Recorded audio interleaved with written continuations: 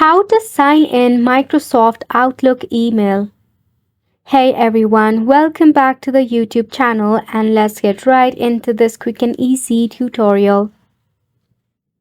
To sign in into your Microsoft Outlook email, you can launch your Outlook application in your mobile device or check out Outlook.com if you're using your PC. Over here, tap Open your application. Now, if you are new to your Outlook and wish to sign in, you must tap on Create New Account, to which you will find yourself in the interface like this.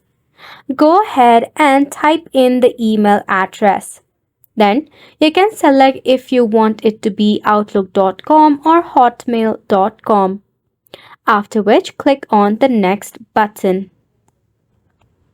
Next step is to create a password, so go ahead and do that. Then click on the Next button. Enter your first name and your last name. Enter your country and your date of birth. Then click on Next.